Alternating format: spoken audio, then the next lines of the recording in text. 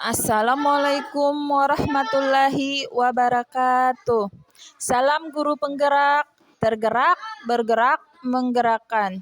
Saya Sri Wahyuni SPDSD dari SDN 2 Muir Kabupaten Sumbawa, Provinsi Nusa Tenggara Barat, calon guru penggerak Angkatan 9. Dalam video kali ini, saya akan memaparkan kesimpulan dan refleksi pemikiran Ki Hajar Dewantara, koneksi antar materi modul 1.1. Menurut Ki Hajar Dewantara, pendidikan dan pengajaran tidaklah sama. Pengajaran adalah bagian dari pendidikan. Pengajaran adalah proses pendidikan dalam memberi ilmu untuk kecakapan hidup anak secara lahir batin. Pendidikan pada hakikatnya adalah menuntun atau memberi tuntunan terhadap segala kekuatan kodrat yang ada pada anak agar ia mencapai kebahagiaan yang setinggi-tingginya baik sebagai manusia maupun sebagai anggota masyarakat. Filosofi pemikiran Ki Hajar dalam pendidikan begitu banyak. Salah satu di antaranya, pendidikan adalah tempat persemaian benih-benih kebudayaan dalam masyarakat.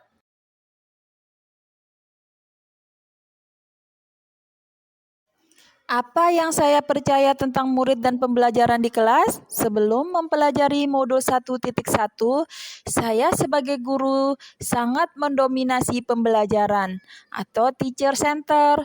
Kemudian pembelajaran berfokus pada ketercapaian materi dan KKM yang diperhatikan hanya aspek kognitif saja. Guru kurang memahami karakteristik anak, siswa pasif dan motivasi belajar siswa rendah. Suasana kelas yang tertib, tenang, dan anak-anak memahami materi adalah tujuan utama guru. Sebelum mempelajari modul 1.1, kegiatan belajar mengajar yang saya lakukan hanya sebatas transfer ilmu saja. Peran saya sebagai guru lebih dominan dibandingkan peran anak. Saya juga menuntut anak untuk bisa menyerap semua ilmu yang saya berikan dan mendapatkan nilai di atas KKM yang saya tetapkan. Saya menganggap anak kertas putih dan kosong, maka tugas saya sebagai guru untuk menuliskan hal-hal baik untuk dirinya, untuk kehidupan mereka ke depannya. Saya sering memberikan tugas dalam jumlah yang banyak, karena menurut saya semakin sering saya memberikan mereka latihan, semakin bisa mereka dalam mata pelajaran matematika. Saya juga sering memberikan label bodoh kepada anak ketika mereka tidak bisa mengerjakan tugas yang menurut saya tugas itu mudah. Ternyata saya salah besar, 100% salah. Apa yang berubah dari pemikiran dan perilaku saya setelah mempelajari modul 1.1?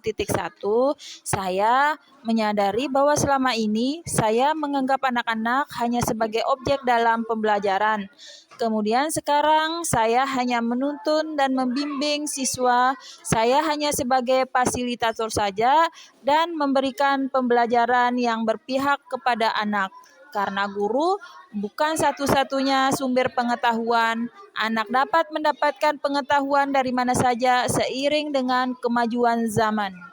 Saya akan melakukan proses pembelajaran yang menyenangkan, di mana selain saya mengajarkan kognitifnya, mereka juga mendapatkan nilai afektif dan psikomotoriknya.